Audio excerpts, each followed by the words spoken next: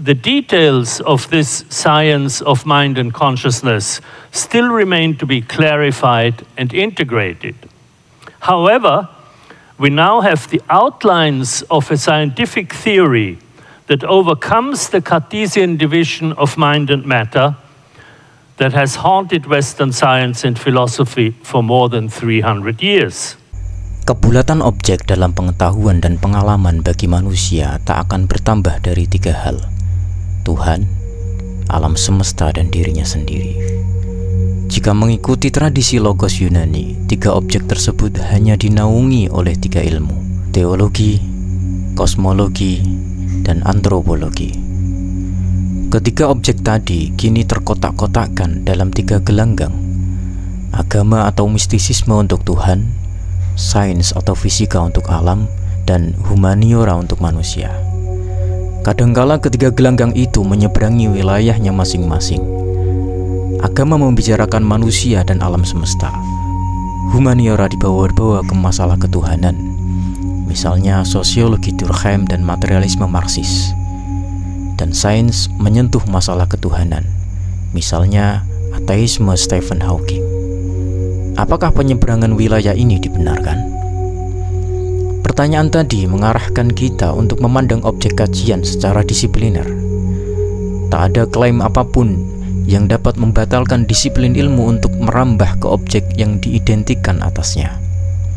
Sains tak bisa menyalahkan agama yang membahas wilayah kajian sains, karena berbeda visi antar keduanya. Pun agama juga tak keberatan jika sains bisa membicarakan wilayah kajiannya, semisal Tuhan, jika memungkinkan metodenya dipakai untuk tujuan itu. Berarti tetaplah ada pemisahan yang tegas antara satu disiplin dengan disiplin yang lain. Tetapi pemisahan tidak menunjukkan ketidaksejajaran. Syekh Ahmad At-Tayyib misalnya menegaskan pemisahan antara filsafat dan agama. Ia berkata dalam bukunya Al-Janib An-Naqdi fi Falsafati Abil Barakat Al-Baghdadi, agama selamanya lebih mengetahui karakter manusia daripada filsafat. Karena selain mengandalkan sisi kemampuan akal yang terkandung dalam diri manusia, agama juga mengandalkan kemampuan lain, yaitu kemampuan intuisi. Ia merupakan kemampuan manusia yang penting, yang mustahil diabaikan, memandangnya sebelah mata atau tidak memperhitungkannya sama sekali. Persis begitu halnya mustahil mengabaikan atau meninggalkan akal dalam diri manusia. Agama berdasarkan tinjauan yang jauh dan dalam ini mempersiapkan manusia untuk bisa menerima hakikat-hakikat gaib yang tabiatnya berada di atas kemampuan akal, namun di waktu yang sama tidak bertentangan dan kontradiktif dengan tabiat akal. Agama tahu bahwa akal memiliki kemampuan dan menempatkannya di tempat yang selayaknya. Akan tetapi di saat yang sama agama juga tahu akal memiliki jangkauan dan cakupan yang di sana ia menggariskan hukum dan kriteria. Apabila sudah di luar jangkauan ini, akal mendengarkan logika lain, yaitu logika petunjuk Tuhan. Dengan demikian, karakteristik agama ketika berdialog dengan manusia bersandar pada dimensi akal dan akidah atau iman, tanpa memisahkan antara keduanya.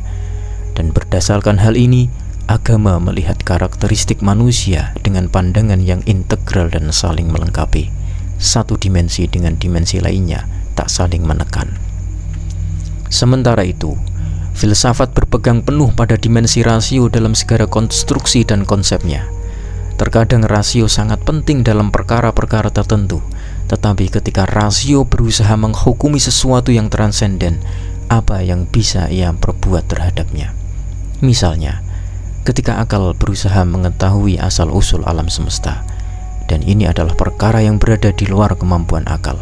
Lantas, apa asas logis yang menuntun kita untuk meyakini dengan pasti yang sesuai dengan kenyataan tentang konklusi yang mengantarkan kepadanya? Sama sekali tidak ada, karena upaya semacam ini dibangun berdasarkan pada praduga, perkiraan, dan pertimbangan. Jika ada, maka kita tidak akan menemukan perbedaan metafisis filosofis semenjak semula dalam aktivitas berfilsafat. Dan dengan apa Anda menafsirkan perbedaan antara Thales, Anaximander, Pythagoras, Heraklitus, dan Parmenides, bahkan juga Platon dan Aristoteles? Perbedaan yang menjadikan setiap pemikir dari mereka sebagai pemuka madhab dan aliran yang terkadang antara satu dengan lainnya tidak bisa didamaikan. Bukankah perselisihan mereka semenjak awal mula filsafat merupakan bukti telak bahwa akal manusia yang berada dalam puncak geloranya dan batas tingkatannya membutuhkan petunjuk yang mengantarkan kepada keyakinan? Dari kutipan tadi, saya justru menemukan bahwa semua disiplin itu sejajar dalam membicarakan suatu objek kajian. Sains tak lebih ampuh daripada agama dari segi hasil kajiannya. Pun agama tak boleh mengesampingkan sains dari segi temuannya. Begitu juga dengan filsafat dan mistisisme. Keduanya bisa membahas objek kajian apapun dan berdebat tentangnya tanpa mengesampingkan haknya. Bahkan seorang filsuf Pakistan bernama Muhammad Iqbal pernah berkata, sebenarnya proses ilmiah dengan proses religius, meskipun menggunakan metode-metode yang berbeda, adalah identik tujuannya. Keduanya berhasrat mencapai hakikat yang paling nyata. Itulah kesejajaran antar disiplin, yaitu suatu hak keleluasaan untuk membahas tema tertentu dari sudut pandang yang beragam tanpa memandang rendah metode satu dengan yang lainnya. Bahkan jika perlu, mencari kesimpulan dari sintesis jawaban berbagai disiplin ilmu dengan visinya masing-masing. Itulah yang ditegaskan oleh Fritjof Capra dalam bukunya The Tao of Physics. Eksplorasi konsep-konsep sistem dalam biologi, psikologi, dan ilmu-ilmu sosial yang saya lakukan dalam The Turning Point dan The Web of Life telah memperlihatkan pada saya bahwa pendekatan sistem dengan amat kuat mendorong tampaknya berbagai kesejajaran antara fisika modern dan mistisisme timur. Di samping itu pula, biologi dan psikologi sistemik yang baru itu juga mengarahkan pada berbagai keserupaan dengan pemikiran mistis yang terletak di luar topik materi fisika. Hal ini termasuk sejumlah gagasan tertentu mengenai kehendak bebas, kematian dan kelahiran, serta hakikat kehidupan, pikiran, kesadaran, dan evolusi. Keselarasan yang mendalam di antara konsep ini, sebagaimana yang terungkap dalam bahasa sistem dan gagasan-gagasan terkait dalam mistisisme timur, merupakan bukti yang mengesankan bagi klaim saya bahwa filsafat dari berbagai tradisi mistis memberikan suatu latar filosofis yang konsisten atas paradigma ilmiah baru.